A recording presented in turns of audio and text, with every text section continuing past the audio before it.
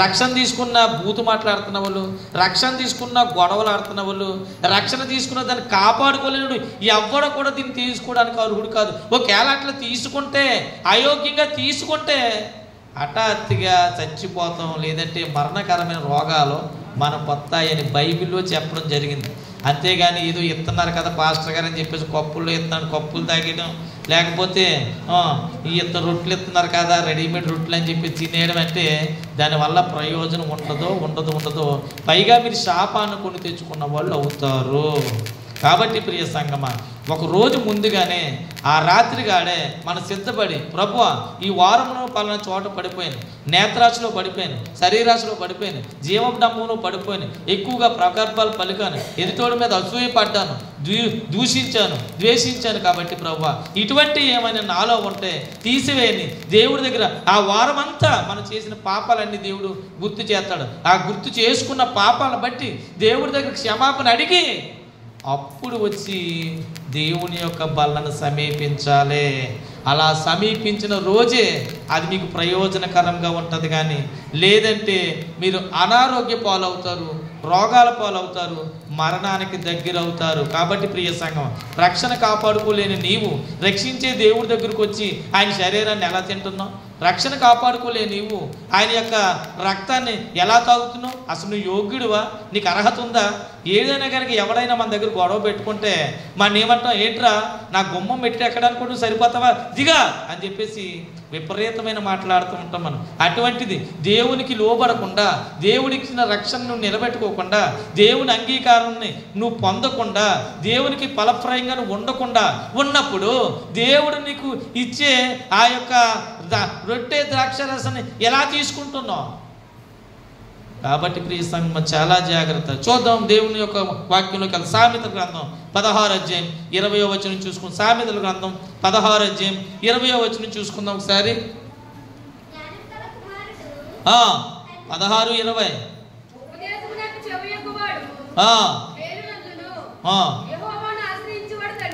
యెహోవాను ఆశ్రయించువాడు ధన్యుడు. మరలా చదవమ్మ ఒకసారి.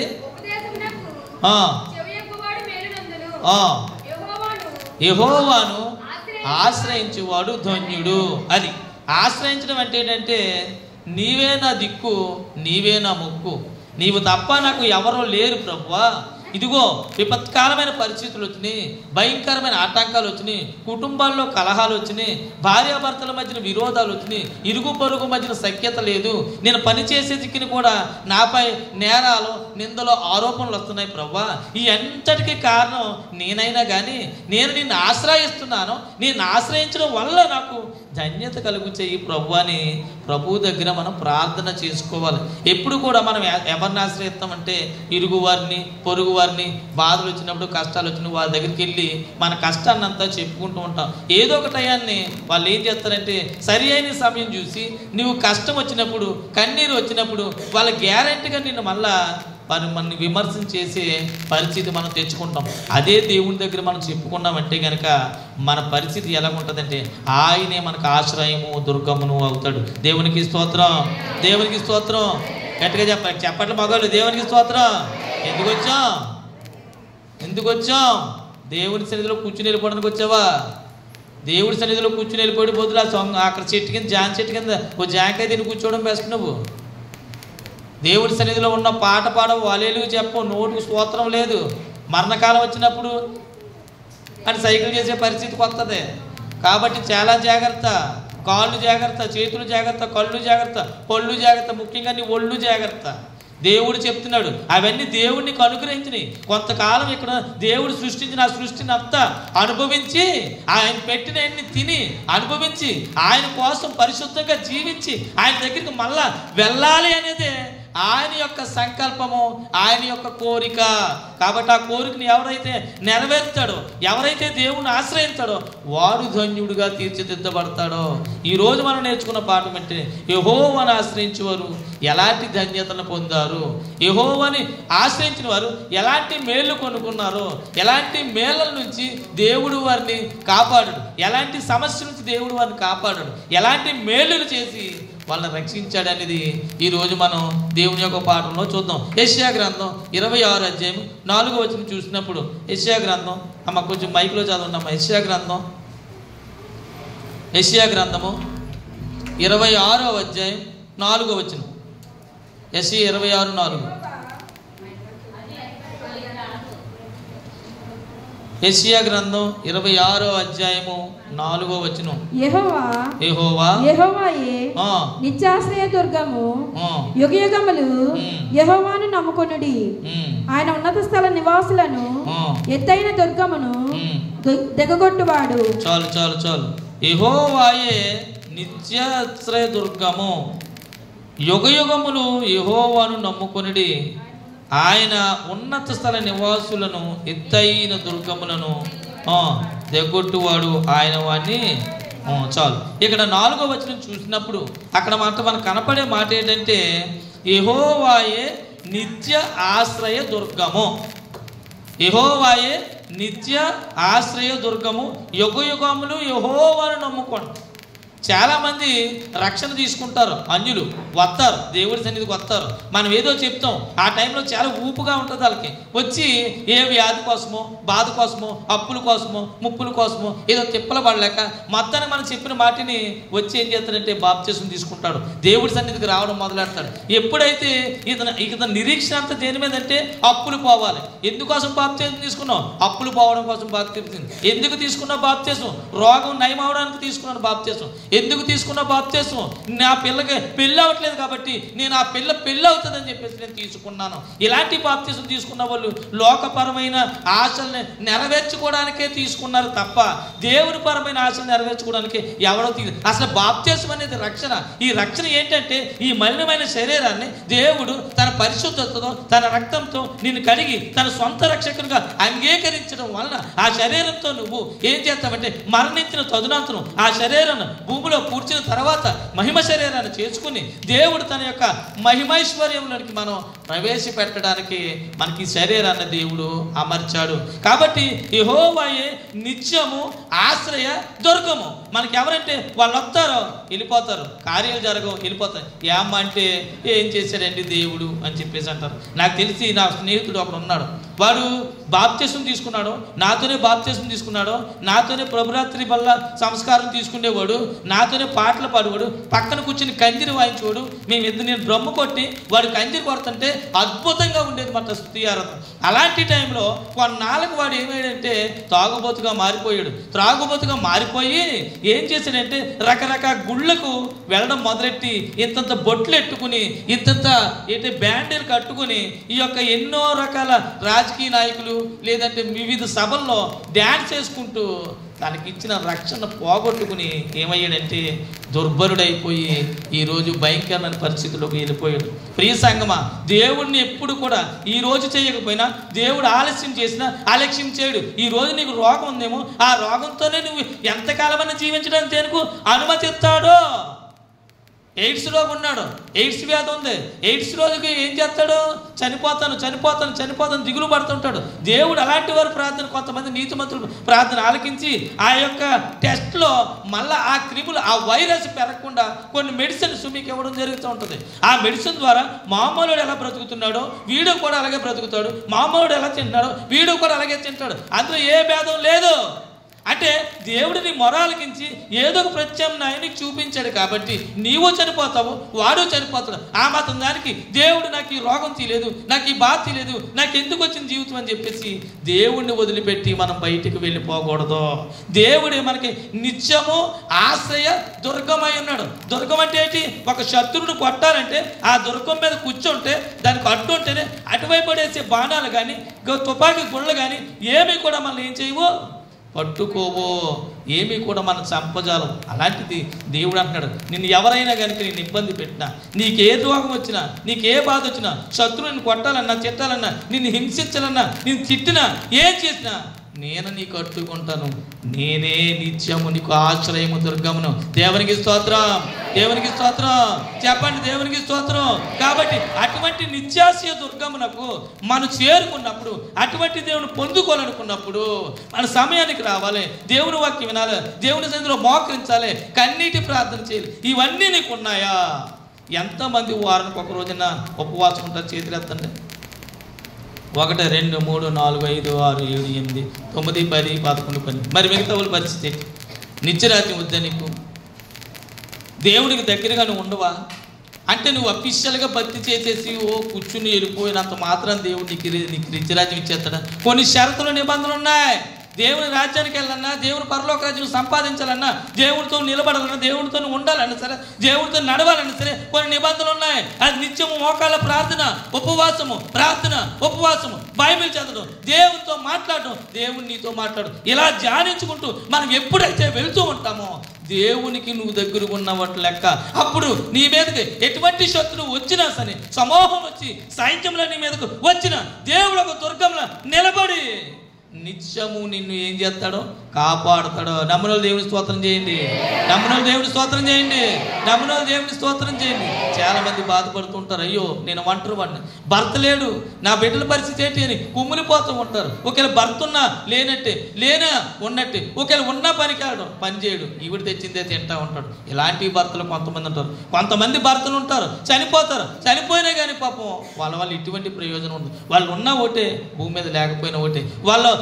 వారి భార్య యొక్క అనుమతిని పొందరు, భార్య ప్రేమను పొందరు, బిడ్డల యొక్క ప్రేమను కూడా పొందలేని పరిస్థితుల్లో ఎంతోమంది తండ్రులు చనిపోయిన పరిస్థితిలో ఉంటూ ఉంటారు. మనల్ని ఒంటరి చేసి వెళ్ళిపోతారు. కాబట్టి ప్రియ సంగమా, అలాంటిటప్పుడు తండ్రి నిన్ను విడిచిన, తల్లి నిన్ను విడిచిన, బంధువులు, స్నేహితులు, హితులు నిన్ను విడిచిపెట్టి నిన్ను తోసివేసినా కానీ నిత్యము నీకు ఆశ్రయము దుర్గమునై ఉన్నాడో. దేవునికి స్తోత్రం, దేవునికి స్తోత్రం. చాలా మంది ముసలి వాళ్ళు ఉంటారు, కన్న కొడుకులు నవమాసాలు పెంచి పోషించి ఆడి కోసం తినక ఎన్ని రకాలుగా చేస్తుంటే తల్లి ఎంతో కష్టపడి బయటికి వెళ్ళి పని చేసుకుని వచ్చి బిడ్డలకి అన్నం పెట్టి, ఆహారం పెట్టి, వస్త్రాలు కొని ఇన్ని రకాలుగా చేసినా సరే పెద్ద ఎదిగిన తర్వాత, వారి కాళ్ళు వచ్చిన తర్వాత వాడు ఏం చేస్తాడు? తల్లికి ఒక ముద్ద పెట్టలేడు, తండ్రికి ఒక ముద్ద పెట్టలేడు. అలాంటి దౌర్భాగ్యం.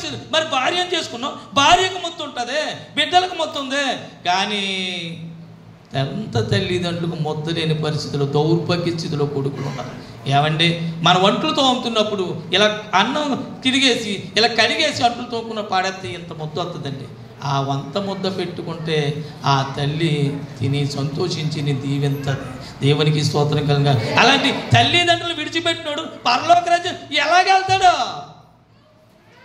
దేవుడి సిలువలో ఉంటూ, అమ్మా ఇదిగో నేను వెళ్ళిపోతాను, చనిపోతాను, ఇదిగో నీ కుమారుడు అని చెప్పేసి తోడుగా ఏం చేశాడు? యోహాన్ని అప్పగించాడు. ప్రియ సంగమా, పిల్లలతో తర్వాత అమ్మ పక్క పెట్టాం పిల్లల్ని. అసలు భయము, భక్తి ఏమీ లేకుండా ఎందుకు వచ్చామో తెలియని పరిస్థితిలో దేవుడి సన్నిధిలో ఉంటున్నాం మన ప్రియ సంగమ. అది ఎంత శాపమో. ఎప్పుడు నీ పోతుగా అలాగే ఉంటుందంటే కారణం ఏంటి తెలుసా? దేవుడి సన్నిధిలో ఉంటావు, నిత్యం ప్రార్థన చేస్తావు, అవి అంగీకారం అవ్వవు. కారణం ఏంటి తెలుసా? భక్తి ఏది నీలో, దేవుడు అంటే భయం ఏది నీలో. ఇది ఏ స్థలం? దేవుని స్థలం. నీ ఇంట్లో ఇష్టం వచ్చినట్టుగా ఉండొచ్చు, దేవుని సన్నిధిలో నీ ఇష్టం వచ్చినట్టు నీ ఇంట్లో పడుకుంటావు, తన్ని పెట్టుకుని పడుకుంటావు. దేవుని సన్నిధిలో తన్ని పెట్టుకుని పడుకుంటానికి కుదరదు. దేవుని సన్నిధిలో ఎలాగ ఉండాలంటే సెట్రైట్, జాగ్రత్తగా ఉండాలా. నీ చూపు జాగ్రత్త, నీ మాట జాగ్రత్త, నీ ప్రవర్తన, ప్రతి దాని మీద దేవుడికి అధికారం ఇచ్చినప్పుడే దేవుడు నిన్ను లక్ష్య పెడతాడో. మా తాతలు భక్తి చేశారండి, మా నాన్నలు భక్తి చేశారండి, నాకు అందులో కొంచెం ఇవ్వండి అంటే కుదరదు. ఆస్తి ఇస్తావేమో ఈ లోకంలో, లేదంటే ఒక మాట ఓదార్పు చేసి మాట ఇస్తాడేమో ఈ లోకంలో. ఎవడైనా తన స్నేహితుడి కోసం తన ప్రాణం పెట్టలేనుడు ఎవడలేడు. ఒకవేళ పెట్టగలిగిన ఉంటే ఆ దేవుడు మాత్రమే. పరలోక రాజ్యం ఇవ్వగలిగినోడు, నీకు ఇచ్చి నిత్య నరకాగ్ని నుంచి తప్పించేవాడు ఒక ప్రభు అయిన యేసు మాత్రమే. గట్టిగా చప్పట్లు కొట్టు దేవుని స్తోత్రం.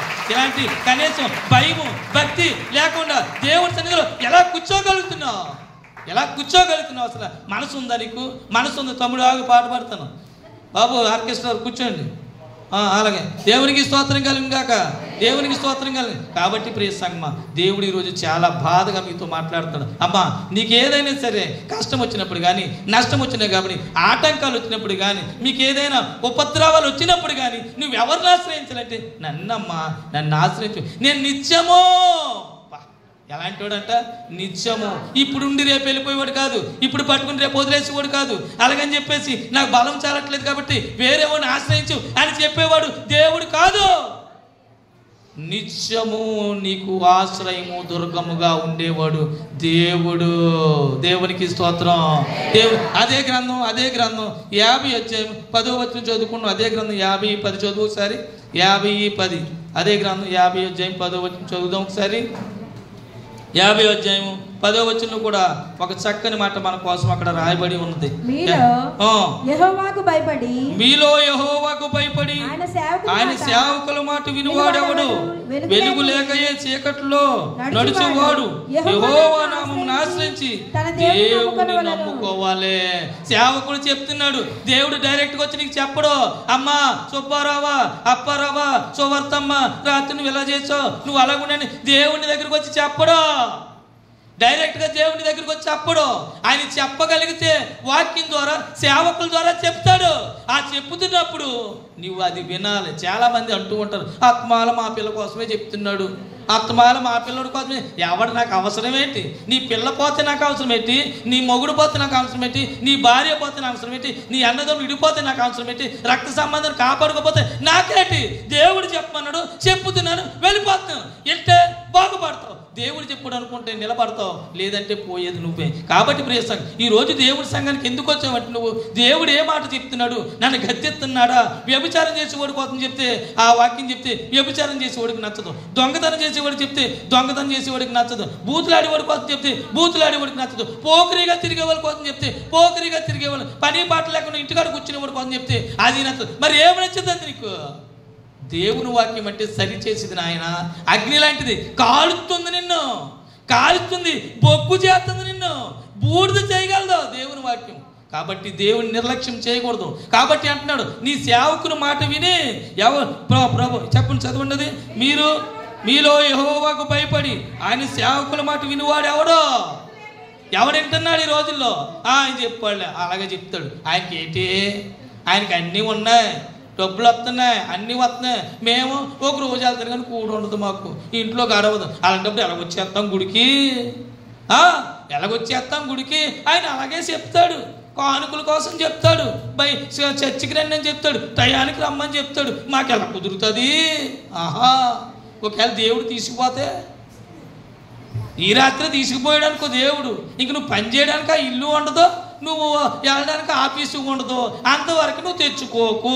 దేవుడు చెప్పేది అది. ప్రియ సంగమా, దేవుడు మనకు ఆయుష్ ఇచ్చాడు, దేవుడు మనకు ఆరోగ్యం ఇచ్చాడు, దేవుడు మనం చక్కగా నిలబెట్టాడు, 5 పూట్ల భోజనం పెడుతున్నాడు, మనం తినగలుగుతున్నాము అంటే దానికి కారణం ఏంటంటే ఆయన కృప నీ పట్ల ఉంది కాబట్టి నీకు దొరుకుతుంది.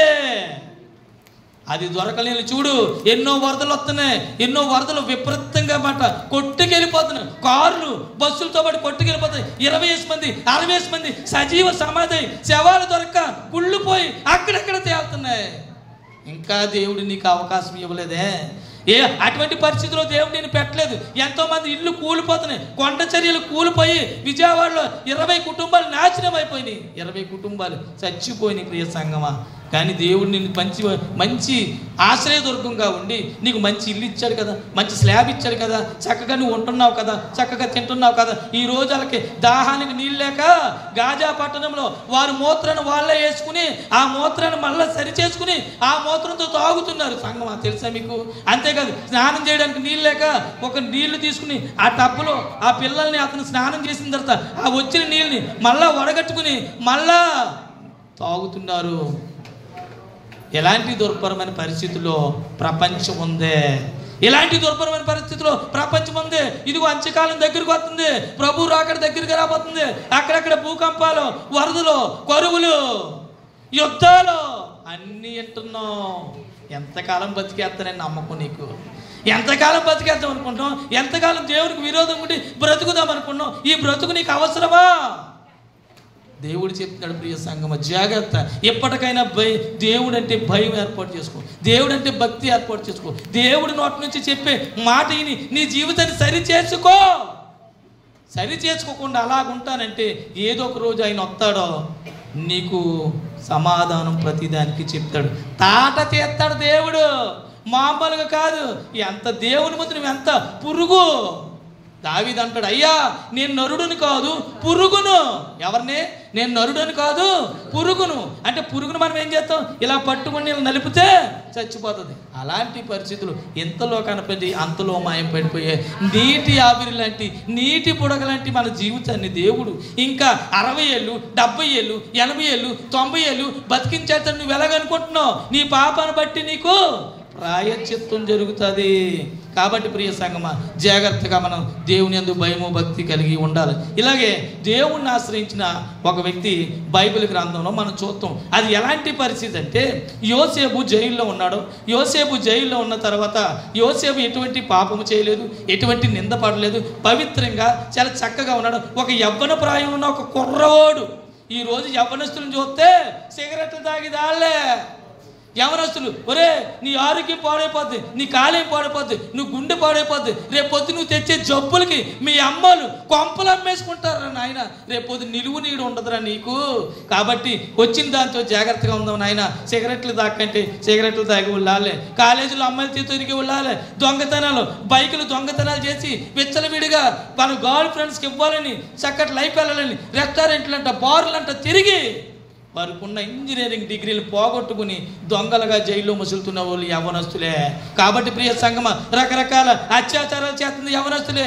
రౌడీజం చేసి పలానోను పొడిచి, ఇగో మందు మత్తులో ఉండి పొడిచి జైలు పాలకి వెళ్ళి భార్య బిడ్డలకు దూరమై తన దుర్భరమైన జీవితం గడుపుతుంది యవనస్తులే. ఇదంతా దేని వల్ల వస్తుందంటే, నువ్వు ఏర్పాటు చేసుకున్నా, నువ్వు అమలు చేసుకుంటున్నా మందు, సిగరెట్టు, రకరకాల ఆటల వల్ల, నీ చెడు స్నేహాల వల్ల ఇవన్నీ నీకు వస్తున్నాయి. కానీ యోసేపు అలాంటి వాడు కాదు. యోసేపు ఎలాంటి వాడంటే, యవ్వనంలో ఉన్నాడో, నీకున్నట్టే వయసు ఉంది, నీకులాగే యవ్వనస్తులు ఉన్నాడో, చక్కగా ఉన్నాడు. అలానే దేవుని యందు భయము భక్తి కలిగి ఉన్నాడు. అటువంటి భయము భక్తి కలిగిన ఆ నీతిమంతుడికి ఆపద వచ్చింది. కానీ ఆపద శ్రమ వచ్చింది. అది శ్రమని ఎప్పుడు అనుకోలే యోసేపు. అన్నలు కొట్టారు, తిట్టారు, తీసుకెళ్ళి ఐగుప్తు జనాంగానికి అమ్మేశారు. అమ్మేసినా సరే ఆ గుగ్గులం పట్టుకెళ్ళి వాళ్ళు దేశకు తీసుకెళ్ళి పోతీఫర్కి అమ్మేశారు. అప్పుడు అనుకున్నాడు, పోతీఫర్కి అమ్మేసిన తర్వాత పోన్లే, ఎక్కడన్నా నాకు 4 పూట్ల భోజనం ఉంటుంది, నేను దేవుని యందు భయము భక్తి కలిగి నేను చక్కగా జీవించగలను అని అనుకున్నాడు. అటువంటి టైంలో భయంకరమైన శోధన వచ్చింది. ఆ పోతీఫర్ భార్య అందగత్తి వల్ల ఆమె ఏం చేసిందంటే, దీన్ని ఎలాగైనా సరే ఏం చేయాలనుకుంది? అనుభవించాలి అనుకుంది. అనుభవించాలి. ఈ రోజు చూస్తే చిన్న చిన్న కుర్రోళ్ళు పెద్దోళ్ళతో సెటప్లో చిచ్చి ఎంత భయంకరంగా దుర్భంగా ఆడికి చెప్పలేం ఎన్నో రకాలుగా భయంకరంగా తిరుగుతున్న యవ్వనస్తులు తమ జీవితాలని తానే ఏం చేసుకుని నాశనం చేసుకుని తన కళ్ళు తానే పొడి చేసుకుంటున్నాడు. అమ్మా నాన్న మోసకెత్తున్నాడు. చదువుకోరని కాలేజీకి పంపిస్తుంటే చదువుకుంటానని కాలేజీకి వెళ్ళి అమ్మాయిల వైపు చూసి టైం వేస్ట్ చేసుకుని క్యాంటీన్లో తిరుగుతూ అమ్మాయిల కోసం తిరుగుతూ వాళ్ళ కోసమే బ్రతుకుతున్నాడు. బతుకుదేరు మర్చిపోయి, తల్లిదండ్రులు మర్చిపోయి, రేపు పొద్దున్న తల్లి కూడెట్టాలి, తండ్రి కూడెట్టాలన్న విషయం మర్చిపోయి నా జీవితం ఎలాగుంటుందని చెప్పేసి వెళ్ళిపోయి వాళ్ళకి బానిసయ్యి వారి జీవితాలను నాశనం చేసుకుంటున్నారు యవ్వనస్తులు. కానీ ప్రియ సంగమా, మన బిడ్డలను ఎలా పెంచుతున్నాం అనేది ఒక్కసారి చూసుకోండి. మాటిన పెద్ద విడిచిపెట్టే దేవుడు అది చెప్పాడు, పలుమార్లు నేను హెచ్చరించినాను, నా మాట వినపోతే వాడిని నేను విడిచిపెట్టేస్తాను. దేవుడు అదే చెప్పాడు. దేవుడు సేవకుడు చెప్తున్నప్పుడు ఆవేశంతో, దైవావేశంతో, పరిశుద్ధాత్మ అనుభవంతో చెప్తున్నప్పుడు అది ఎవడైతే భక్తి శ్రద్ధ కలిగి వింటాడో వాడి జీవితంలో బాగుపడతాడు, దేవుని సన్నిధికి చేరుకుంటాడు. అద్భుతంగా వాడి జీవితం ఉంటుంది, వారి బిడ్డల జీవితం ఉంటుంది. ఒకవేళ అది లేదు అంటే కారణం భక్తి అనేది నీలో లేదు, లోపం నీలో ఉంది. కాబట్టి ప్రియ సంఘం, అలాంటి పరిస్థితిలో ఉన్న ఆ యవ్వనస్తుడిని ఆ భార్య ఏం చేసిందంటే మోహించాలనుకుంది. వెంటనే యోసేపు ఏం చేశాడంటే, నాకు కుదరదు, నేను ఇలాంటి వాడిని కాదు, నేను దేవుని యందు భయము భక్తి కలిగిన వాడిని, నేను దేవుణ్ణి ఆశ్రయించిన వాడిని, నేను అటువంటి పొరపాటు చెయ్యను అవసరమైతే ఉరికంబానికి వెళ్ళిపోతాను, జైలుకి వెళ్ళిపోతాను తప్ప నీతో నేను పాపం చేయను అని చెప్పేసి ఒక ప్రగల్భం పెట్టుకుని ఏం చేశాడంటే నిలబడ్డాడు. నిలబడిన తర్వాత ఏం చేశారు? తీసుకెళ్ళి జైల్లో వేశారు. భర్తకి చెప్పింది, అయ్యా ఇదిగో నువ్వు తీసుకొచ్చావు చూసావు ఒక బానిసని, ఆ బానిస ఏం చేశాడు తెలుసా? నీ భార్య నన్నే అనుభవించాలని చూశాడయ్యా, ఎంత ద్రోహం చేశాడు నాకు అని చెప్పేసి చెప్పినప్పుడు ఆ భర్త ఉగ్రుడై కోపోద్రేకం కలగవాడై అతన్ని తీసుకెళ్ళి జైల్లో పాడేమన్నాడు. పాడేశారు. చెరసాల్లో పాడేసినప్పుడు 2 వ్యక్తులు ఆ చెరసాల్లో ఉన్నారు. వాళ్ళు ఎవరంటే భక్ష్యకారుడు, పానదాయకుడు. ఎవరో భక్ష్యకారుడు పానదాయుడు. అంటే రాజుగారికి ఎటువంటి ఆహారం పెట్టాలి, రాజుగారికి ఏ టైంకి టీ ఇవ్వాలి, ఏ టైంకి బ్రేక్ఫాస్ట్ ఇవ్వాలి, ఏ టైంకి లంచ్ పెట్టాలి, ఈరోజు కూర ఏం తయారు చేయాలి, రాజుగారు బలంగా దృఢంగా ఉండడానికి ఆయన ఏం పెడితే బాగుంటుందని ఒక షెడ్యూల్ వేసుకుని ఒక రాజాజ్ఞ ప్రకారం ఒక సింబాలిక్గా పనిచేసేవాడు భక్ష్యకారుడు. అంటే రాజుకు పెట్టే తిండిని అతను ఆ దిన నుంచి వెళ్తుంది. అలాంటి గొప్ప యోగ్యమైన ఉద్యోగంలో ఉన్నాడు. అతను కూడా జైల్లో ఉన్నాడు అతను చేసిన తప్పును బట్టి. ఇంకొకడు ఉన్నాడు, రాజుగారు ఏ టైంలో ద్రాక్షారసం ఇవ్వాలి, రాజుగారికి ఏ టైంలో మంచినీళ్ళు ఇవ్వాలి, ఏ టైంలో ఆయన్ని చూడాలి అనేవాడు పానదాయకుడు ఒకడు ఉన్నాడు. వాడు కూడా ఎక్కడున్నాడంటే ఇంకా ఎక్కడున్నాడు, జైల్లో ఉన్నాడు. చూడాలి ఇలాగా జైల్లో ఉన్నాడు. మాట్లాడుకుంటే అది బయటికి వెళ్ళిపోవట్లేదు. అవకాశం మాట్లాడుకునే వాళ్ళు బయటికి వెళ్ళి మాట్లాడుకోవాల్సిందిగా కోరుతున్నాం అన్నమనుకో, మీరు అందరూ బయటికి వెళ్ళిపోయి మాట్లాడుకుంటే నేను ఈ కుర్చీలకి లేకపోతే ఇలాంటికి గడియారానికి వాటికి చెప్పుకుంటాను. ఇప్పుడు అంత ఇబ్బంది ఎందుకు? గవర్నర్ గారు ఫోన్ చేస్తే ఇప్పుడు ఎలాగ బాబు వెళ్ళకపోతే ఎమ్మెల్యే గారు స్పీకర్ గారు ఫోన్ చేస్తే లేకపోతే ఎలాగ అనడానికి ఏం లేదు. మనం అర్థమైందా? దేవుడి కన్నా ఎక్కువ ఇవ్వద్దు, సెల్ ఫోన్లు అసలు తీయవద్దు. ఈరోజు దేవుడు సంఘానికి దేవుడికి నేను దూరం చేస్తున్నట్టు తెస్తే సెల్ ఫోన్ నడుతూ నీతో వచ్చేసింది. మొన్నటిదాకా ఎక్కడో టీవీ ఇంట్లో ఉండేది, మళ్ళీ ఆఫీస్ నుంచి వెళ్ళిన తర్వాత టీవీ చూసుకుని కొంచెంసేపు అమ్మాయి అనుకున్నాను. ఇప్పుడు ఏకంగా నీతోనే వచ్చేసింది దెయ్యం, నీతోనే ఇంటర్నెట్ ప్రపంచం అంతా నీ చేతిలో పెట్టేసింది. నాశనం అయిపో నాయనా, నాశనం అయిపో అని పెట్టేసింది. అది పట్టుకోవడం. యవనస్తులు ఏమో రకరకాల పిక్చర్లు, యవనస్తురాలు ఏమో రకరకాల పిక్చర్లు, చాటింగ్లు, ఫేస్బుక్లు, ఫ్రెండ్షిప్లు. అప్ప మొత్తానికి ఆఖరికి జీవితం నాశనం చేసే స్థితిలోనే మన జీవితాన్ని నడిపిస్తుంది సెల్ ఫోన్. ఏంటి అంటున్నావు? ఏంటి? సెల్ ఫోనే మన జీవితాన్ని నడిపి. అటువంటి భయంకరమైన పరిస్థితుల్లో వాళ్ళిద్దరూ అక్కడ ఉన్నారన్నమాట. ఆ పానదాయకుడు ఉన్నాడు, భక్ష్యకారుడు ఉన్నాడు. ఉన్న తర్వాత యోసేపుని వాళ్ళు చూశారు. చూసిన తర్వాత ఎవరు మాట్లాడుతున్నారు ఇక్కడ? మాట్లాడుకునే వాళ్ళు బయటకు వెళ్ళిపో మాట్లాడుకోవచ్చు. ప్రభు సన్నిధిలో పరిశుద్ధాత్మ ఆటంకపరచదు. మీరు రావద్దంటే మానేస్తాను, రమ్మంటే వస్తాను. నాకేదేం పెద్ద ఉద్యోగం ఏం కాదు. బోలని సంఘాలు నాకు ఏటా మాట్లాడేటి? వాక్యం చెప్తున్నప్పుడు మాట్లాడేటి? దేవుడు మాట్లాడుతాడు. దేవుడు నేను దేవుడిని అని చెప్పట్లా. దేవుడు నాలోంచి ఒక మాట పెట్టి మీతో మాట్లాడుతున్నాడు. సెట్ చేయండి బాబు వాళ్ళని. మరి మీ ఇష్టం వచ్చినా మాట్లాడుకుంటే ఇంకేందుకు? మీరు మాట్లాడి నేను మాట్లాడుకుంటే ఇక్కడ పెద్ద సంబరం జరిగిపోద్ది. ఇక్కడ దేవి చౌకులు తీర్థాలు జరుగుతాయి కదా, దేవి చౌకులు తీర్థాలు జరుగుతాయి. ఇక్కడ యేసు మంచి కాపరి ఆరాధనలో తీర్థం జరుగును ప్రతి ఆదివారం 11 గంటల నుంచి 1 గంట వరకు. ఎందుకంటే చెప్పువాడు చెప్తూ ఉంటాడు, వాయించుకుంటాడు, పాడివాడు పాడుతుంటాడు, మాట్లాడుకుంటేవాడు మాట్లాడుకుంటున్నాడు. కొన్నాళ్ళకి మనకు భయం ఉండాలమ్మా. దేవుడు అంటే భక్తి ఉండాలి. పిల్లలు కానీ కట్టిడుతుంటే కూర్చో అని కూర్చోబెట్టాలి. అది దేవుడి సన్నిధి అంటే. నేర్చుకో. కాబట్టి ప్రియ సంఘం, ఎప్పుడైతే వాళ్ళు ఇద్దరు ఉన్నారు లోపల, ఉన్న తర్వాత వాళ్ళు దిగులుగా ఉన్నారంట. పొద్దున్న లేచినప్పుడు అడిగాడు, యేసేపు అడిగాడు, ఏంటయ్యా అలా దిగులుగా ఉన్నారు, ఏంటి కారణం అని అడిగేటప్పుడు వాళ్ళు చెప్తున్నాడు ఒకడు, అయ్యా రాత్రి ఇద్దరం కూడా కలగన్నాం.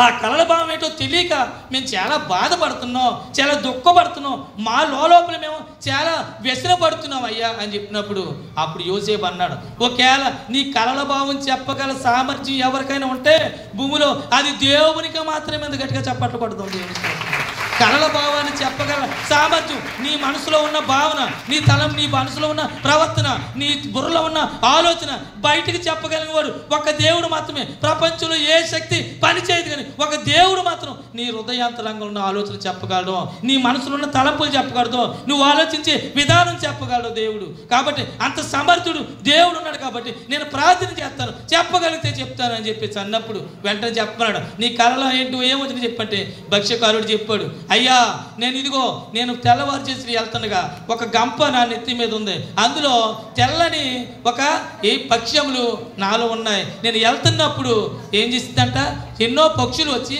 ఆకాశ పక్షులు వచ్చాయి, ఏం చేస్తున్నాయంట, తీసుకెళ్ళిపోతున్నాయ్యా. నా గంప నానెత్తి మీద ఉంది, నేను వెళ్తూ ఉన్నాను, ఆకాశ పక్షులు వచ్చి ఆ గంపలో ఉన్నాయన్నీ పట్టుకెళ్ళిపోతున్నాయి. ఇది నాకు వచ్చిన కళ అని చెప్పాడు. పానదాయకుడిని అడిగాడు, నీకేం కళ వచ్చిందంటే, ఏమీ లేదయ్యా, ఒక ద్రాక్ష వల్లి ఉంది, ఆ ద్రాక్ష వెళ్ళి 3 శాఖలుగా వెళ్ళింది. ద్రాక్ష చెట్టు కనిపించింది. ఆ ద్రాక్షవల్లి 3 శాఖలుగా కనిపించిందట. అవి చక్కగా పండి ఆ యొక్క రాజుగారి యొక్క పాత్రలో ఆ ద్రాక్ష పళ్ళు పిండుతుంటే ఆయన తాగుతున్నట్టు వచ్చింది అయ్యా నాకు కళ అని చెప్పినప్పుడు అప్పుడు యోసేపు చెప్పాడు. యోసేపు ఏం చెప్పాడంటే, ఇదిగో ఆ మూడు ద్రాక్షవల్లులు 3 రోజుల్లో దేవుడు అంటే దేవుడు నీకు ఉద్యోగం ఇచ్చి మళ్ళా రాజుకు నువ్వు పానదాయకుడిగా నువ్వు ఉద్యోగాన్ని పొందుతావు అన్నాడు. మళ్ళీ భక్ష్యగారుడికి చెప్పినప్పుడు, అబ్బాయి ఇదే 3 రోజుల్లో నిన్ను ఫరో ఏం చేస్తాడో ఉరుకంబానికి ఎక్కించి చంపేస్తాడో అని చెప్పినప్పుడు ఆశ్చర్యపోయారా. ఏంటి, నేను 3 రోజుల్లో ఉరుకంబానికి ఎక్కి చచ్చిపోతానా? 3 రోజులు ఇటు ఉద్యోగం వస్తుందా? అయ్యో అని చెప్పేసి అనుకున్న టైంలో 3 రోజులు కరెక్ట్గా 3 రోజులకి రాజుగారి ఆజ్ఞ వచ్చింది. బయటికి వెళ్ళారు. భక్ష్యదారుకుడిని ఉరుకమ్మనికి ఎక్కి చంపేశారు. పానదాయకుడికి ఏమొచ్చింది? ఉద్యోగం వచ్చింది. ఎందుకంటే వీడు దేవుడని యెహోవాను ఆశ్రయించాడు కాబట్టి అతను మరలా తన ఉద్యోగాన్ని పొందగలిగాడు. గట్టిగా చప్పట్లు కొడదాం, దేవునికి స్తోత్రం కలుగుతాడు. అది ఒకవేళ నీలో ఏమైనా పోతే కనుక, ఏదైనా పోగొట్టుకుంటే అది డబ్బు అవ్వచ్చు, ఆస్తి అవ్వచ్చు, ఐశ్వర్యం అవ్వచ్చు, బంగారం అవ్వచ్చు, పని అవ్వచ్చు, ఉద్యోగం అవ్వచ్చు, ఏదైనా సరే నువ్వు పోగొట్టుకుంటే శ్రేష్టమైనది దేవుడిని ముందుంచడం తెలుసుకో. ఒకటి పోయిందని ఏ రోజు బాధపడక, పోయిందని కోసం ఎప్పుడు చింతించక, దేవుడు ఏదైనా మన దగ్గర నుంచి పోగొట్టాడు అంటే, దేవుడు ఏదైనా మన దగ్గర నుంచి తీసేసాడంటే అంతకైనా శ్రేష్టమైన దేవుడు నీ ముందుంచుతాడు. దేవునికి స్తోత్రం, దేవునికి స్తోత్రం, దేవునికి స్తోత్రం, దేవునికి స్తోత్రం. కాబట్టి ప్రభువా, ఎప్పుడు కూడా మనం ఒంటరిగా ఉన్నాం. ఎప్పుడు కూడా దేవుడు మనల్ని అనాథలుగా విడిచిపెట్టాడో. భర్త కొన్నాళ్ళుంటాడో తన భూలోకాన్ని విడిచిపోతాడు. భార్య కొన్నాళ్ళుంటే తన భూలోకాన్ని విడిచి వెళ్ళిపోద్ది. బిడ్డలు పెంచుతారని ఎంతో ప్రేమగా కనుక్కున్నావు, పెంచావు, పోషించావు, చక్కగా ఎదిగారు, పనులు చేసుకున్నారు. వాళ్ళ ద్వారా నువ్వు బ్రతుకుదాం అనుకుంటావు. వాళ్ళు నిన్ను బ్రతికిదానికి చేసినా కానీ బ్రతకడానికి నువ్వు ఉండవు. ఎందుకంటే మనకు తెలుసు జీవితంలో ఇలాంటి ఎన్నో జరుగుతున్నాయి. తల్లిదండ్రులు లేని వాళ్ళు ఎంతోమంది ఉన్నారు, విధవరాలు ఎంతోమంది ఉన్నారు, అమ్మను పోగొట్టుకున్న వాళ్ళు, అయ్యను పోగొట్టుకున్న వాళ్ళు చాలామంది ఉంటారు. అన్నీ ఉన్న సంతోషం లేని వాళ్ళు, సమాధానం లేని వాళ్ళు, అన్నీ ఉన్న తినడానికి కూడు లేని వాళ్ళు, అన్నీ ఉన్నా కానీ ట్యాబ్లెట్ల ద్వారా బతికే వాళ్ళు, అన్నం కూడా తినలేని వాళ్ళు, చాలామంది రోగిష్ఠులు ఈ లోకంలో ఉన్నారు ప్రియ సంగమా. కాబట్టి ప్రియ సంగమా, దేవుడి మీద నువ్వు ఆనుకోవాలి, దేవుణ్ణే ఆశ్రయించాలి. యెహోవాయే నిత్యము నీకు దుర్గముగా ఉన్నాడు, నిత్య దుర్గమై ఉండి నిన్ను కాపాడుతున్నాడు అని చెప్పి మనం ఎలా ఉండాలి తెలుసా? సింహం వచ్చింది ఎవరి మీదకే? దావీదు మీదకి వచ్చింది, సంసోను మీదకి వచ్చింది సింహం. దేవుడిని పుత్రుడిని, దేవుడు నాకు తోడై ఉన్నాడు కాబట్టి ఈ సింహం ఎంత అనుకుంటే ఇలా చీల్చి అలా పాడేశాడు, సింహాన్ని పాడేశాడు. ఎవరున్నాడో లోపల? ఎవరున్నారు చెప్పా? దేవుడు ఎవరున్నారు? యెహోవా ఉన్నాడు. యెహోవా ఉంటే నీకు దుష్టముఖం కదా, క్రూరముఖం కదా, ఎటువంటి అపాయం కూడా నీ గుమ్మం మెట్టు కూడా ఎక్కదో. కంచె వేసేస్తాడు దేవుడు, కంచె వేస్తాడు. ఎప్పుడో తెలుసా? నువ్వు భయము భక్తి కలిగి ఉన్నప్పుడు, నిత్యము దేవునితో ఉండి నిత్యము దేవుని స్తుతింతూ నిత్యము మోకాళ్ళ ప్రార్థన చేసి వారానికి ఒక రోజైనా నీ చేతకైతే ఉపవాసం ఉండి దేవుడికి దగ్గరగా ఉంటావు. చూసావా? ఆ రోజు నిన్ను కాదని దేవుడు ఎందుకు వెళ్తాడండి ముందుకి? నిన్ను కాదని దేవుడు ఎందుకు వెళ్తాడు ముందుకి? కాబట్టి ప్రియ సంఘం, యెహోవాను ఆశ్రయించేవాడు ఏమవుతాడంట? యెహోవాను ఆశ్రయించేవాడు ఏమవుతాడు? చదువు, సామెతల గ్రంథం ఉంది కదా, ఫస్ట్ మూలవాక్యం. యెహోవాను ఆశ్రయించేవాడు ధన్యుడు. ఎవరో? ధన్యుడు. కాబట్టి ప్రియ సంఘం, యెహోవాను ఆశ్రయించేవాడు ధన్యుడిగా మన బైబిల్ గ్రంథంలో చెప్పడం జరిగింది. కాబట్టి ప్రియ సంఘమా, ఈరోజు దేవుడు ఎప్పుడు కూడా మనం ఒంటరిగా ఉన్నామని, దేవుడు మనం విడిచిపెట్టేయాడు, భర్త లేడండి, ఎలాగండి మా జీవితం అని చెప్పేసి అనుకో. దేవుడు నిన్ను ఎప్పుడు కూడా అలాగని చెప్పేసి పాడు పనులు చేసి, అలాగని అటువైపు వాళ్ళని ఇటువైపు వాళ్ళు కొంపల్లో మనం పెట్టి ఏయో రకరకాలు పెట్టి అలాంటి హీనమైన జీవితం మనం బ్రతకొద్దు. దేవుడి దగ్గర పడాడు, ప్రభువా నా జీవితం ఎలాగుంది? ఒకప్పుడు నీ సన్నిధిలోనే కదా నాకు పెళ్లి చేసావు, నీ ఆలయంలో కదా నేను పెళ్లి చేసావు, నీ యొక్క దృష్టి నీపై ఉండదు కాబట్టి, నాపై ఉండదు కాబట్టి ప్రభా తను నాకు భర్తగా ఇచ్చావు. ఈరోజు తను లేడు కాబట్టి నా పరిస్థితి ఏంటి? నన్ను ఏం చేస్తావు? నేను నిలబెట్టాను దేవుడు మోకరించి ఉపవాసం అడుగు. దేవుడు ఎలాగిస్తాడో, ఏ టైపు నుంచి ఇస్తాడో, ఆశ్చర్యమైన రీతిలో, ఊహించని రీతిలో ఇస్తాడు అద్భుతమైన ఫలం నువ్వు నిలబడ్డానికి, కలబడ్డానికి. కాబట్టి ప్రియ సంగమా, దేవుడు ఇప్పుడు మనకు ఆశ్రయము దుర్గమునై ఉన్నాడు. కాబట్టి దేవుడు ఇప్పుడు మనకు ఎలాంటి వాడు? ఆశ్రము దుర్గము. దేవుడు నమ్ముకుని వాడు ధన్యుడు. ఎలాంటి వాడు? ధన్యుడు. కాబట్టి ప్రియ సంగమా, దేవుడు ఈరోజు మీతో మాట్లాడుతున్న విధానం బట్టి దేవాది దేవునికి వందనాలు చెప్తాం. మనం ఎప్పుడు కూడా అనాథలం కాదు. పుట్టినప్పుడు ఎలాగొచ్చావు? మీ ఆయన పట్టుకుని వచ్చావా? అది మా ఆయనని మా దేవుడు కనుక నిజంగా మన భార్యాభర్తలు ఇద్దరినే పుట్టించేయడానికి ఒకేసారి, పాపం మా ఆయన నాతో పాటు పుట్టాడండి, మా ఆవిడ నాతో పాటు పుట్టిందండి, కాబట్టి తను లేని జీవితం నాకు లేదండి, తను లేని బతుకు నాకు ఏం కనపట్లేదండి, అయ్యి బాబోయ్ అని చెప్పేసి బాధపడడానికి లేదు. నువ్వు మామూలుగా పుట్టావు, నువ్వు సింగిల్గా పుట్టావు, నువ్వు ఆఫ్రికాలో పుట్టావు, ఆడు ఏ ఆసియాలో పుట్టాడు, నువ్వేమో ద్వారపూడిలో పుట్టావు, వాడు తాపేశ్వరంలో పుట్టాడు. అంతేగాని ఇందులో ఏర్పడి ఇది యెహోవా వలన జరిగిన కార్యం కాబట్టి దేవుడు ఈ భూలోకంలో నీకు ఒక ఉపాధి, నీకు ఆశ్రయం, ఒక బలము, ఒక దన్ను.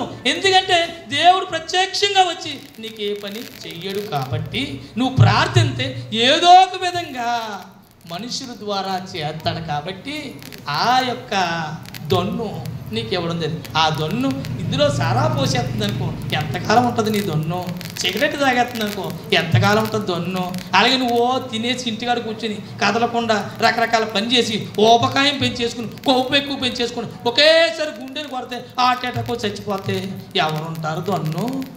ప్రతిదానికి ఒక ఎక్సర్సైజ్, ప్రతిదానికి ఒక లిమిట్. తినడమే తినడం మహాతలులు అలాగే వెళ్తున్నాడు. 7 సంకల అబ్బాయో ఎల్లరా అంటుంది, అది తినేస్తుంది. తర్వాత ఆడెవడో ఏదో అమ్ముకుంటే చేగోడీలో అంతే ఆడిని ఆపేస్తుంది, యాప్లీస్కెళ్ళి ఆపేస్తుంది, దోసకెళ్ళి ఆపేస్తుంది, అన్నీ ఆపేసి తినడమే తినడం, ఇంక తినడమే. ఫోన్లో తినొద్దని నేను ఆ తిండికి తగ్గట్టుగా ఏం చేయాలి? పని చేయాలి. అది తిండికి తగ్గట్టుగా పని చేస్తే దేవుడిని అడుక్కుంటా ఉంటే, ప్రభువా నేను తిన్నాను, రాళ్ళు తిన్నా అరుగుపోయేలా తీయంటే దేవుడు చేయగలడా? చేయలేడా? అలాగని రాళ్ళు తినమని నేను చెప్పట్లేదు, రాళ్ళు తినకండి, ఇసుక తినకండి. కాబట్టి ప్రియ సంగమ అదే చెప్తున్నాడు. ఏంటంటే మనం ఇప్పుడు కూడా ఒంటరిగా ఉన్నాం. భర్త విడిచిపెట్టి వెళ్ళిపోతాడు, కొన్నాళ్ళు భార్య ముందు వెళ్ళిపోవచ్చు, మనకని ముందు బిడ్డలే వెళ్ళిపోవచ్చు. ఎవడికి తోడు? ఒంటరిగా వచ్చాము, ఒంటరిగానే దేవుడి దగ్గరికి వెళ్ళి. ఒంటరిగా ఉన్నప్పుడు నీ తల్లిదండ్రులు నేను పెంచారు, ఒక వయసు వచ్చిన తర్వాత భర్త నేను పెంచాడు, ఇంక అయిపోయింది, అతను వెళ్ళిపోతున్నాడు. నీకు కాళ్ళు ఉన్నాయి, చేతులు ఉన్నాయి, ఆడుతున్నాయి, నీకు జ్ఞానం ఉంది, ఆలోచించగల శక్తి ఉంది, కాబట్టి నువ్వు కష్టపడతావు. ఇప్పుడు నువ్వు కష్టపడి ఆ బండి నువ్వు లాగుతావు. ప్రియ సంగమా, అలాంటి వాటి కోసం మనం దేవుణ్ణి అడిగి శాశ్వతమైనది పొందుకోవాలి తప్ప అశాశ్వతమైనది ఎప్పుడు కూడా పొందుకోవడానికి ప్రయత్నించకూడదు. పాట ఉంటుంది కదా మనకి, ఒంటరివి కావు ఏనాడు నీవు, నీ తోడు యేసు ఉన్నాడు చూడు.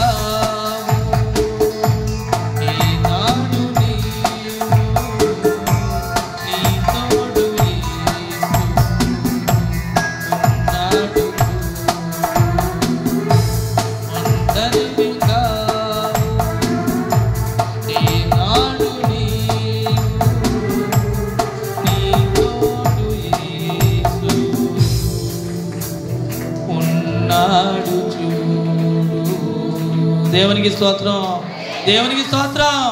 ఎప్పుడు ఒంటరివి కావు, ఒంటరివి అసలే కావు. ఒంటరిగా వచ్చావు, దేవుడికి జంటగా ఇచ్చావు, మళ్ళా ఒంటరి అవుతావు. ఆ మాత్రం దానికి నువ్వు ఎప్పుడు కూడా నిరుత్సాహపడకు. అన్నదమ్ములు ఈరోజు ఉండొచ్చు, రేపు లేకపోవచ్చు. బంధుమిత్రులు ఈరోజు ఉండొచ్చు, రేపు లేకపోవచ్చు. భర్త ఈరోజు ఉండొచ్చు, లేకపోవచ్చు. భార్య ఉండొచ్చు, లేకపోవచ్చు. అన్నదమ్ములు, అక్క చెల్లి, ఏ ప్రాబ్లం, నా ప్రాబ్లం, కా ప్రాబ్లం ఉండొచ్చు, కొన్నాళ్ళకి లేకపోవచ్చు. నిత్యము దేవుణ్ణి ఆశ్రయితే నువ్వు ధన్యుడవు. దేవునికి స్తోత్రం, దేవునికి స్తోత్రం, దేవునికి స్తోత్రం. దానియేలు గ్రంథంలో 3 భక్తులు ఉంటారు, మనకు అందరికి తెలిసిన వాళ్ళు. బైబిల్ మీకు బాగా తెలుసు, ఇలా చెప్పకముందే చెప్పేస్తారు మీరు, కానీ ఆచరించడంతే. కాబట్టి దానియేలు గ్రంథంలో ఒక చక్కని భక్తులు 3 ఉంటారు. వాళ్ళు ఎవరంటే షడ్రకు, మేషకు, అబేద్నెగో. ఈ షడ్రకు, మేషకు, అబేద్నెగోలకి ఎంత భయంకరమైన కష్టం వచ్చిందంటే, ఒక రాజుగారు ఏం చేశారంట, ఆ బబులోను చక్రవర్తి నెబుకద్నెజరు అనే రాజు ఒక దూరాను అనే మైదానంలో ఒక విగ్రహాన్ని స్థాపించాడంట.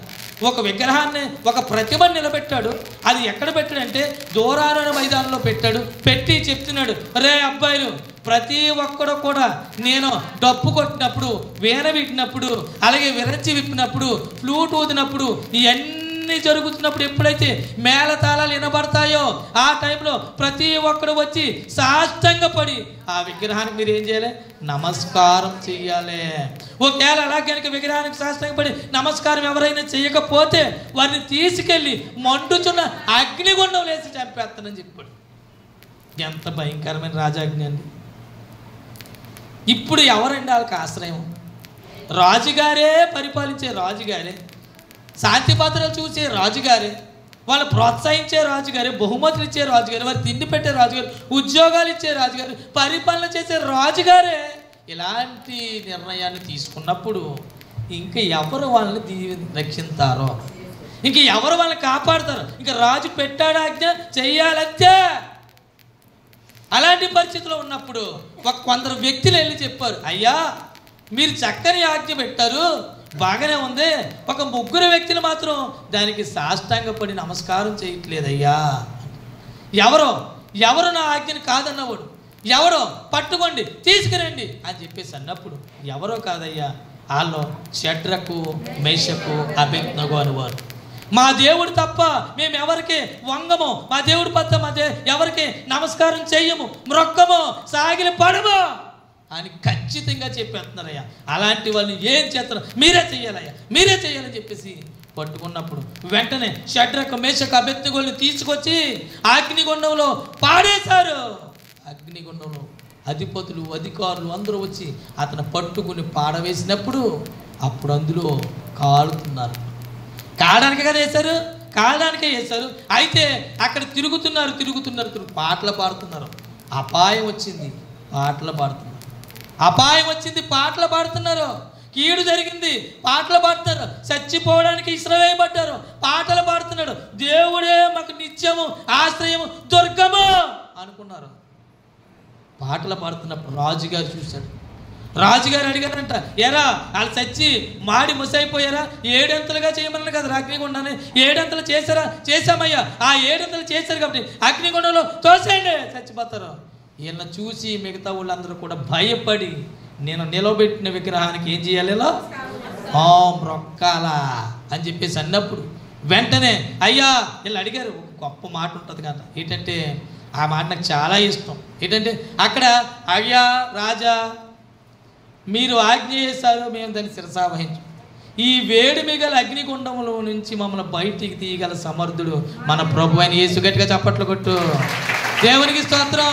ఎలాంటి పరిస్థితి, రాజుగారి యొక్క ఆజ్ఞ మలబల మాడిపోతే భయంకరమైన నిప్పులో విపరీతంగా ఉన్న పరిస్థితిలో తీసుకెళ్ళి లోపలాడేశారు.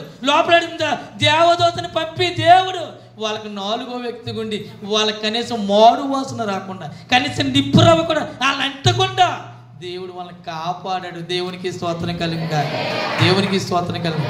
ఎలాంటి పరిస్థితి అండి, ఎలాంటి పరిస్థితిలో ఆ టైంలో ఎవరిని ఆశ్రయించాలి, లోకమును అందులో ఉన్న వాటిని తయారు చేసినోడిని, సృష్టించినోడిని, సృష్టికర్తని, జలచరాలని, సూర్యుడిని, చంద్రుడు, భూమిని, అందులో ఉన్న పక్షులను, మొక్కలను, ఫలాలను, పండ్లను చేసిన వాడికి తప్ప ఇంకెవడు కూడా రక్షించలేడు.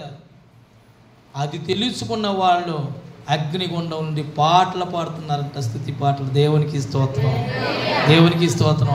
పాటలు పాడుతున్నారు. పాటలు పాడుతుంటే అప్పుడు అనుకున్నాడు రాజుగారు, ఏంట్రా మనం వేసింది ముగ్గునే కదా, నలుగురు కనబడుతున్నారంటే. నాలుగో వాడు దేవదూతను పోలి ఉన్నాడు. అది నీకు ఎలాంటి పరిస్థితి వచ్చినా దేవుడు తన దూతకు ఆజ్ఞాపిస్తే ఎటువంటి సమస్య అయినా సరే దూతలు వచ్చి నీ యొక్క పనిని సఫలపరుతాయి. నీ ఆటంక పరిచినోడిని అడ్డుంటాయి. అడ్డుగా ఉండి దేవుడు ఒక దుర్గంగా నిలబడతాడు నీ పక్షాన్ని. దేవునికి స్తోత్రం, దేవునికి స్తోత్రం. ఎన్నాళ్ళ వాక్యాలు వింటున్నావు? దేవుని మీద విశ్వాసం ఎంతవరకు? ఎన్నాళ్ళ వాక్యం వింటున్నావు? జబ్బు వచ్చింది, దేవుడి మీద విశ్వాసం లేదు, డాక్టర్ల మీద తప్ప. అప్పు కావాలి, దేవుడి మీద విశ్వాసం లేదు, పక్కింటోడి మీద ఉంది విశ్వాసం. నీ గర్భఫలం లేదు, నీ భర్త మీద ఉంది విశ్వాసం, దేవుడి మీద లేదు. నీ బిడ్డకు పెళ్ళి అవ్వాలి, దేవుడు నిర్ణయిస్తే జరుగుతుందని దేవుడి మీద విశ్వాసం ఉండాలి తప్ప నీకున్న బలం మీద, ధనం మీద, నీకున్న బంగారం మీద ఏముండకూడదు. విశ్వాసం ఉంచు. వెంటనే అరే బాబు వాళ్ళు పిలిచాడు, పిలిచిన తర్వాత వాళ్ళు బయటకు తీయండి అంటే ఎవరు తీస్తాడు చెప్పండి? అగ్నిలోకి వెళ్ళాలని ఏమన్నా తీయగలరా? అగ్నిలో పాడేస్తారు, అగ్నిగుండంలో పాడేస్తారు. అగ్నిగుండంలోంచి ఎవరైనా తీయగలరా? వాళ్ళని దూరం నుంచి తోసేశారు. కానీ వాళ్ళంతకు మట్టుకు వాళ్ళే బయటకు వచ్చారు నడుచుకుంటే. దేవునికి స్తోత్రం. వెంటనే బయటకు వచ్చిన తర్వాత అంటాడు, ఒరే అల్లలారా, అమ్మలారా, అక్కలారా, అయ్యలారా, నా రాజ్యంలో సకల సంస్థానాలకి ఈ వార్త పంపండి. షడ్రక్, మేషక్, అబేద్నెగో వాళ్ళ దేవుడే గొప్ప దేవుడు, నిజమైన దేవుడు, అద్భుతాలు చేయగలవాడు తప్ప ఇంకెవడో లేడు ప్రపంచంలో. కాబట్టి ఆయన్నే పూజించండి. దేవునికి స్తోత్రం, దేవునికి స్తోత్రం. ఇంత గొప్ప దేవుడు, అనాది కాలంలో ఎన్నో నీకు దృష్టాంతాలుగా పెట్టిన దేవుడు, సింహాల పోటు నుంచి దానియేలుని విడిపించిన దేవుడు. సింహం ఎవడ మాట వింటుందండి? సింహాల పోటు నుంచి దాని నోటిని నొక్కి ఆగా ఎవరక్కడ నా భక్తుడు నోరు మొయ్యి అన్నాడంతే. సింహం అలా నోరు తెరిసి అలా ఉండిపోయింది. ఆకలితో అలమట్టుతున్న సింహం కూడా ఇంచు కనీసం ఇలా పట్టుకోలేకపోయింది దానియేలుని. అంత గొప్ప దేవుడిని నమ్ముకున్నాను. ఆ రోజు ఉన్నాడు, ఈ రోజు ఉన్నాడు. సృష్టిని చేశాడని చెప్తున్నావు. ఆకాశాన్ని చేశాడు, భూమిని చేశాడు, పై జలాన్ని, కింద జలాన్ని వేరు చేశాడు దేవుడు అని చెప్తున్నావే. సముద్రాన్ని సృష్టించాడని చెప్తున్నావే. సృష్టిలో అందరినీ సృష్టించి నన్ను కూడా తయారు చేశాడు దేవుడు అని చెప్తున్నావే. అటు తయారు చేసిన యజమాని మన మీద అధికారం ఉండదా? తయారు చేసినోడికి మన పైన అధికారం లేదా? ఒక కుమ్మరి కుండ తయారు చేస్తాడంటే అవసరమైతే దాన్ని చిదిమేయగలడు, మళ్ళీ షేప్ మళ్ళీ రప్పించగలడు, మళ్ళీ మట్టిలో కలిపేయగలడు, మళ్ళీ దాన్ని చిది చక్కగా మౌడు చేయగలడు. అధికారం కుమ్మరి కొంది అతను తయారు చేస్తుంది కదా. మరి నిన్ను నన్ను పుట్టించుకోవడానికి అధికారం ఇవ్వవా? ఎంతకాలం ఇలాగ భక్తిహీనంగా, ఎంతకాలం బూతులాడుతూ, సరసోక్తులాడుతూ, దేవుడు అంటే భయం లేకుండా, దేవుడి సన్నిధిలో కూర్చోమన్న భయం లేకుండా, ప్రేమలో పెళ్ళిళ్ళు, దౌర్భాగ్యాలు, వ్యభిచారం, అబద్ధాలు, పోకిరి మాటలు, చేష్టలు, అక్కడక్కడ మీటింగ్లు తిరగడం, దొమ్మరు గుడిసి దరిద్రం, ఇదంతా ఎంతకాలం ఇలాగ? ఇప్పుడైనా సరే తెలుసుకో, దేవుడు ఈరోజు నీతో నాతో కూడా మాట్లాడుతున్నాడు, అందరితో మాట్లాడుతున్నాడు దేవుడు. ప్రియ సంఘం, జాగ్రత్త. యెహోవాను ఆశ్రయించేవాడు ధన్యుడు. షడ్రక్, మేషక్, అబేద్నెగోలు ఎవరిని ఆశ్రయించారు? యెహోవాను ఆశ్రయించారు. ధన్యులుగా బయటకు వచ్చారు. యెహోవాను ఆశ్రయించి ధన్యులుగా బయటకు వచ్చారు. కాబట్టి ప్రియ సంఘం, ఈరోజు చెప్తాడు, భక్ష్యకారుడు, పానదాయకుడు, ఇద్దరిలో పానదాయకుడు దేవుణ్ణి ఆశ్రయించాడు. దేవుని సేవకుడు చెప్పిన మాట విన్నాడు. అది ఆశ్రయించడం అంటే. అవునా, నాకు కొత్తదా అనుకోండి. మరి నిజంగా యోసేపు చెప్పినాడు, భక్ష్యకారుడు ఏమనుకోలే, నేను చచ్చిపోతానా, నీకు చూపించాడా, చూపించమని, చూద్దాం అని అండా. భవిష్యత్తు చెప్తున్నాడు, అబ్బాయిని 3 రోజులు చచ్చిపోతారా, రాజుగారు నేను వృద్ధి చేస్తానంటే ఏం చెప్తాడు? అవునా, వృద్ధి చేస్తారా, నువ్వు చూసి వచ్చావా, అసలు నా కళని అడిగాను చూసావా, అది నేను చేసుకున్న తప్పు, అది నేను చేసుకున్న తప్పని చెంపలు వేసుకుని రకరకాల మాటలు అనేసి కరిచేసుకుని కొరికేసుకుని ఎన్నో రకాలుగా పళ్ళు కొరికేసుకుంటాడు. ఎవరి మీద? యోసేపు మీద. కానీ పానదాయకుడు ఏం చేశాడు? అవునా, ఆ మాట మీద లక్ష్యం ఉంచాడు. నిజమైన దేవుడైతే నాకు ఇది చేస్తాడని విశ్వాసం ఉంచాడు, యెహోవాను ఆశ్రయించాడు. కాబట్టి అతని ఉద్యోగం అతను తిరిగి పొందాడు. రెండోదిగా చూసుకున్నప్పుడు షడ్రక్ మేషక్ అబేద్నెగోలు అగ్నిగుండంలో చచ్చిపోవడానికన్నా వెళ్ళిపోయారు. కానీ చిచ్చి నువ్వు నిలబెట్టిన ప్రతిమకి దండమా అనేసి దాని వైపు చూడడం అని చెప్పు. కన్నెత్తి కూడా చూడం. ఒకటి చూడగలిగితే కళ్ళన్న పొడి చేసుకుంటారు వాళ్ళు. అంతవరకు చూడని ఎడితే కనుక కళ్ళన్న తీసేయండి, మాకు మేము చూడలేము ఈ అగాయిత్యాన్ని, దేవుడే మాకు చాలు అని చెప్పేసి అనుకున్నారు. కాబట్టి చచ్చిపోతే అగ్నిగుండంలో చచ్చిపోతాం. ఒకవేళ దేవుడు రక్షించకపోతే చచ్చిపోతాం. అది విశ్వాసం. అప్ప పని చేయకపోతే దేవుడు కాదు, మాయదారి దేవుడు. పని చేస్తే మంచి దేవుడు. అది మన పరిస్థితి. దేవుడినే బ్లాక్మెయిల్ చేసేంత పరిస్థితికి వచ్చాం. దేవుడు పని చెప్పితే కుటుంబానేస్తావు అంటే బ్లాక్మెయిల్ చేస్తున్నావు దేవుడిని. ఎందుకు చెయ్యవు ప్రభు అని అడిగే దొమ్ము ఉందా అని ధైర్యం ఉందా? నేను ఉపవాసం ఉంటాను, కానుకలు ఎత్తాను, ప్రార్థన చేస్తాను, మోకాల ప్రార్థన, ఇంటర్నలా కలిసి దేవుని సన్నిధిలో ఉంటున్నావు, ఇన్ని భయము భక్తి కలిగి నీ ఎందుకు జీవితం, నాకు ఎందుకు చేయవు అని ధైర్యం ఉందా? లేదు. మరి ఎలా డిమాండ్ చేస్తావు దేవుణ్ణి? కాబట్టి ప్రియ సంఘం, యెహోవాయే మనకు ఆశ్రయము దుర్గంగా ఉన్నాడంటే మనం దాన్ని బట్టి ముందుకెళ్తే మన జీవితాన్ని ఏం చేసుకుంటే ఇంకా విశ్వాసం ముందుకు నడిపించుకుంటూ మారు మనసుకు తగిన ఫలాలు ఎప్పుడైతే మనం ఫలిస్తామో దేవుడు ఆ రోజు నిన్ను చూసి, నన్ను చూసి, నీ కుటుంబం చూసి, నా కుటుంబం చూసి, మనల్ని చూసి దేవుడు పరలోక రాజ్యంలో తన దేవదూతలు కంపి పరిశుద్ధుడు పరిశుద్ధుడు అని ప్రతిగానం చేస్తున్న పరలోక రాజ్యంలో దేవదూతలు సహా యేసు ప్రభువు ఆ సింహాసనం మీద ఏం చేయాలి? మన స్తుతులను బట్టి సంతోషించి పరవశించాలా. అలాంటి బిడ్డగా నువ్వు నేను ఉండాలా. అలాంటి గొప్ప కృప దేవుడు మనకి ఇవ్వాలి. కాబట్టి ఈరోజు ప్రభు యొక్క పళ్ళను, ప్రభు యొక్క రక్తాన్ని, తన శరీరాన్ని తినడానికి సిద్ధపడి నువ్వు ఒక్కసారి మారు మనసు తగిన ఫలం ఫలించాలని ఈ వారం అంతా ఎక్కడ పడిపోయావు అవన్నీ 7 రూపంలో కన్నీళ్ళు కట్టి దేవుడి దగ్గర ప్రార్థన చేసుకుని మోకరించుదాం, ప్రార్థన చేసుకున్నాం. ప్రతి ఒక్కరు మోకరించుదాం. ప్రభువా ఎవరు మాట్లాడదు, ఎవరెవరితో మాట్లాడదు, ఇదే పట్టుతో దేవుడి దగ్గరికి మనం ముందుకు తీగుదాం. కొన్ని కొన్నాళ్ళు నువ్వు దేవుని యొక్క బలను సమీపించబడిపోతుంది. కాబట్టి అది పరిశుద్ధాత్మతో కూడింది. అది పరిశుద్ధాత్మతో కూడిన రక్తం, పరిశుద్ధాత్మతో కూడిన శరీరం, పరిశుద్ధమైన శరీరం, పరిశుద్ధమైన రక్తాన్ని